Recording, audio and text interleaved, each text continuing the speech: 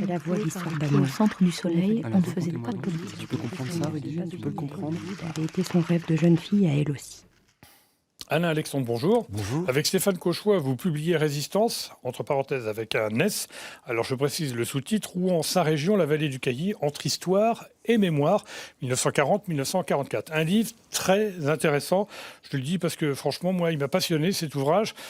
C'est un peu voyage au bout de l'horreur dans certains cas, parce qu'on s'aperçoit que l'histoire de la résistance, d'abord, n'a pas toujours été très connue, et c'est bien que vous lui rendiez hommage. Et puis deuxièmement, il s'est passé des choses pas très drôles, pas très propres, c'est le moins qu'on puisse dire. Alors on va essayer de serrer un peu les problèmes que vous évoquez. Vous évoquez notamment la résistance à l'intérieur des usines, et vous évoquez en particulier la Compagnie française des métaux, qui est située à Déville-lès-Rouen.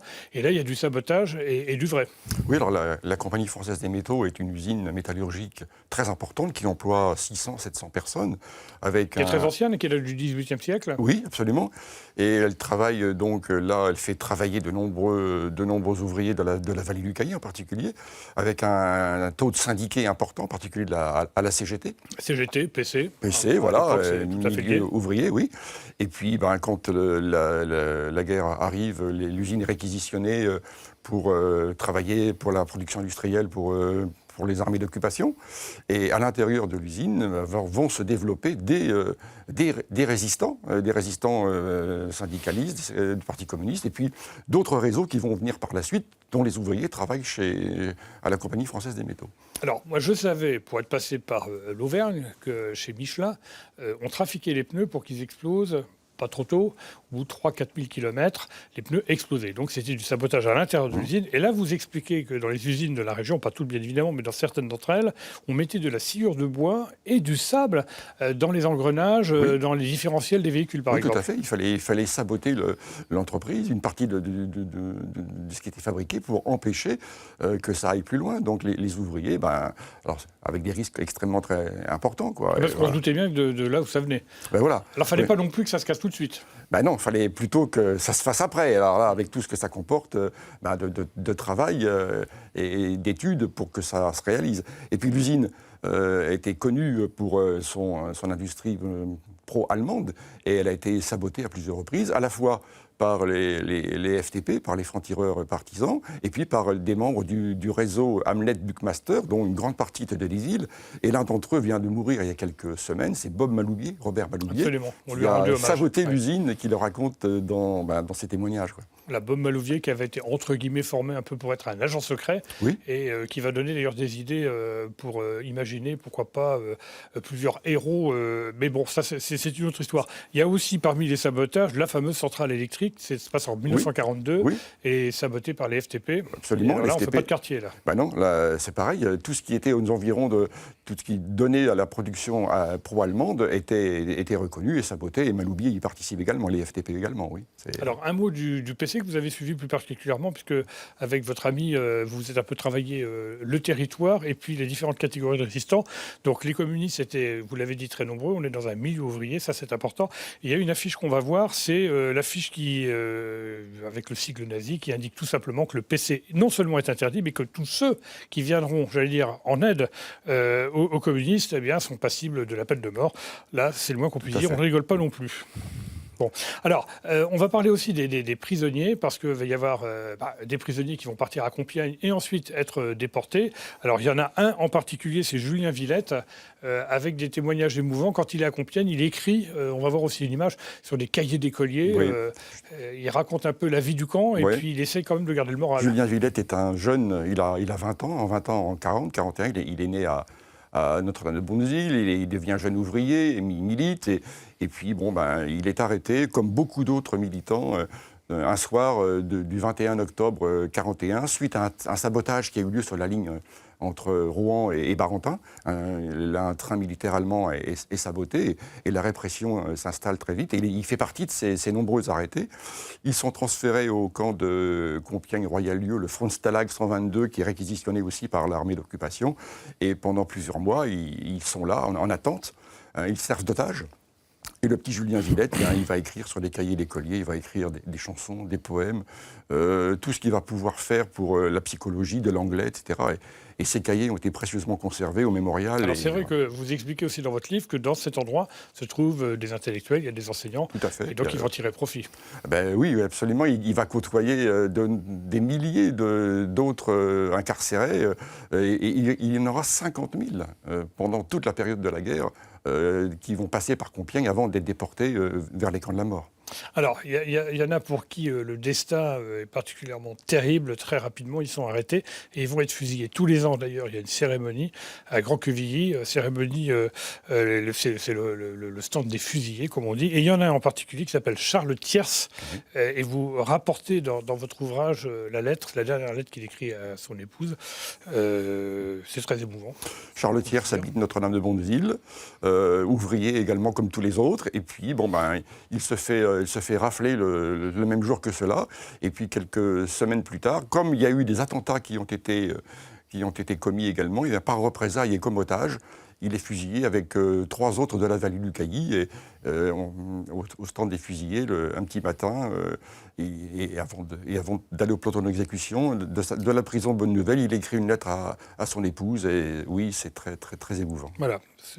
Il dit « Je n'ai pas peur car je suis courageux et surtout... je me sais innocent et je vais disparaître en homme ». On ne peut pas être plus précis. Alors, bon, les prisonniers, les déportations, les groupes, ça c'est important. Et vous évoquez les chefs de réseau qui ont joué un rôle très important. Alors, il y a celui du Havre, il y a celui de Rouen, puis il y en a d'autres évidemment, et qui appartenaient pour certains d'entre eux au Front National. On précise pour les jeunes qui nous regardent qu'ils ne le savent pas, que ce n'est pas le Front National comme le Front National, le parti politique qui existe, c'est le Front National de lutte pour la libération et l'indépendance de la France. Tout à fait, oui. Qui est dans l'objectif du Parti communiste de rassembler davantage, d'élargir un petit peu la résistance. Et le Front National est créé avec les groupes de jeunes, le Front patriotique de la jeunesse, par exemple, qui va avec des lycéens qui vont entrer en lutte pour élargir les résistants de la région. Alors, il faut organiser, il faut structurer les réseaux. Alors, il y a le fameux réseau Hamlet-Buckminster que vous avez évoqué tout à l'heure. C'est vrai que dès 1940, Churchill dit qu'il faut absolument faire la guerre de l'intérieur, il faut aider ces groupes. Alors, ça va plus ou moins bien se passer, ça va dépendre des périodes, c'est le moins qu'on puisse dire. Et ce fameux groupe va se révéler très efficace. Très efficace. Le SOE, le Special Operation Executive, lancé par Churchill dès 1940, a pour mission d'envoyer des saboteurs en France métropolitaine. Ils sont parachutés. Ils doivent rentrer en contact avec des résistants locaux. C'est le cas, alors, le Buckminster est le chef qui chapeaute tout ça, le dirigeant anglais, le chef anglais.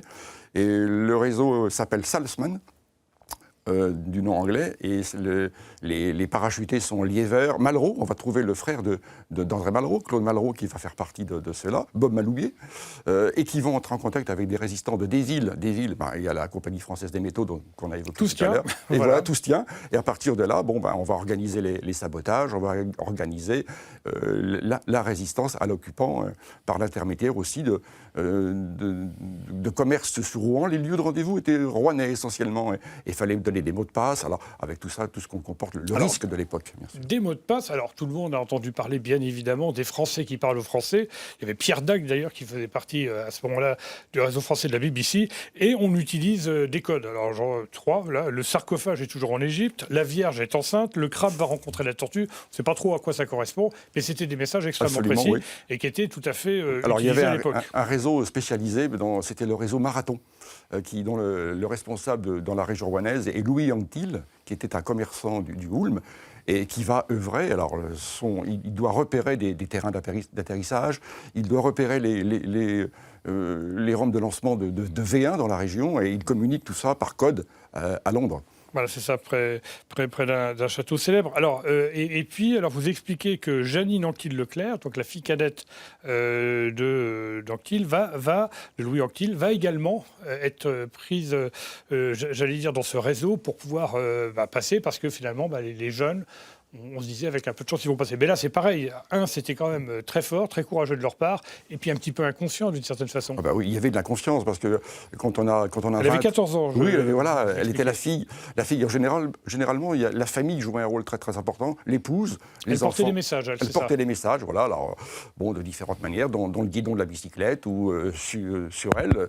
Et il fallait aller à travers la campagne ou à l'autre côté de la région, de l'agglomération pour délivrer ce qu'il fallait faire pour envoyer à Londres ou réceptionner ce qui était possible de faire. Alors on ne peut pas tout citer, le mouvement Libération Nord, très célèbre, oui. FFI Libé Nord de Maloney, l'organisation de résistance de l'armée, parce qu'il y a des militaires qui n'ont jamais rendu les armes. Absolument. Et à partir de 1942, des militaires vont entrer en résistance. Et Edmond Mathieu notamment. Oui, Delacroix de Vaubois, René Folliot, Michel Meurtrier, beaucoup de résistants ici qui vont œuvrer dans la région.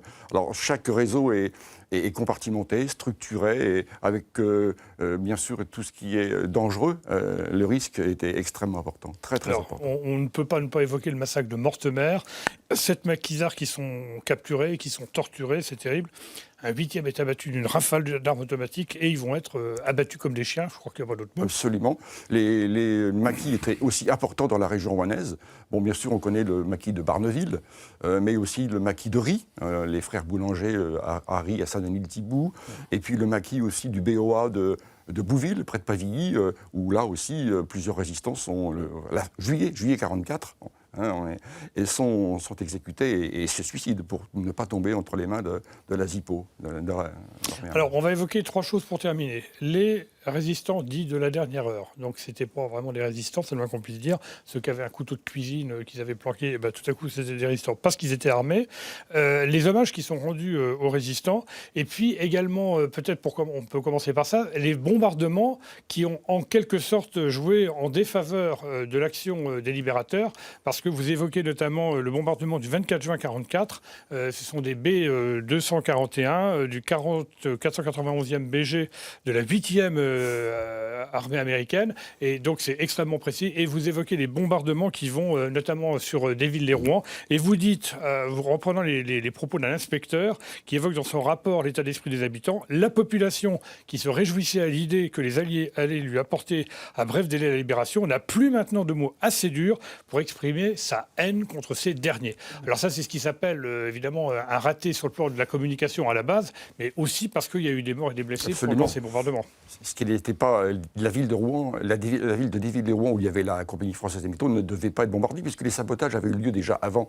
Donc c'est vraiment ce qui n'était pas prévu. On devait bombarder Sotteville par exemple, ce qui a été fait. Et puis les bombardements, Ils sont un peu plantés aussi, paraît-il, à cause des fumigènes et le vent qui aurait poussé les fumigènes. Alors ça, c'est la première chose. Les résistants de la dernière heure, ça c'est une réalité que vous évoquez. Oui, des gens, tout à coup, qui disent... Voilà. Et certains, d'ailleurs, vont commettre des exactions que vous évoquez, mais c'est terrifiant, ça. Oui, c'est ceux-là qui arrivent au dernier moment, comme partout. Ils vont participer à l'épuration. Voilà, alors l'épuration, ça avec tout ce que ça comporte d'actes très graves, les femmes tondues, les délations de dernier moment. Les exécutions sommaires. Les exécutions sommaires, voilà, tout à fait. Dans la fin août et septembre 1944, alors c'est terrible. Alors voilà, et on va terminer donc par l'hommage qui est rendu et qui est encore visible aujourd'hui. Alors on passe sur vous avez choisi l'Avenir Normand, qui est un journal communiste qui rend hommage à André Piquant, que vous avez évoqué tout à l'heure. Et puis alors il y a des rues, Roger Bonifay, Fernand Thiot, Jean Richard, etc. Des écoles également qui portent le nom de résistants. Oui. Alors vous qui êtes enseignant, vous y êtes très sensible. Oui. Et puis il y a des monuments pour le maquis et les gens qui se baladent avec leurs enfants, ils ont tout intérêt à regarder ces monuments de près parce que ça correspond à des périodes très dures de notre histoire. Voilà, ce sont des hommages un petit peu partout là où il y a eu des lieux de maquis. Tout à l'heure, on citait le stand des fusillés aussi qui est visible. Là, il y a un drapeau tricolore qui le rappelle, mais 76... À Ry, à Rozay-sur-Lieure, voilà. Et à Saint-Père notamment. Et puis des plaques aussi sur la prison Bonne Nouvelle ou bien sur le palais de justice rappellent que des résistants ont été incarcérés et torturés dans ces lieux. Écoutez, Alain Alexandre, on pourrait poursuivre cet entretien encore plus longtemps, mais ça ne serait pas raisonnable, hein, c'est clair. Et puis deuxièmement, c'est dans votre livre qu'on a tous les détails de tout ce qu'on a évoqué au cours de cet entretien que j'ai eu beaucoup de plaisir à avoir avec vous. Je rappelle donc le titre de votre ouvrage, Résistance avec un S, et le S est très important, parce qu'il y a eu plusieurs façons de résister, à Rouen, sa région, la vallée du Cailly, entre histoire et mémoire, entre 1940 et 1944, un ouvrage que vous avez écrit avec Stéphane Cauchois. Merci beaucoup. Merci à vous. On ne voulait pas finir la voix l'histoire Au d'amour. centre du soleil, Alors, on ne faisait racontez-moi. pas de politique. Tu peux comprendre ça, Rudy? Tu peux le comprendre? avait été son rêve de jeune fille à elle aussi.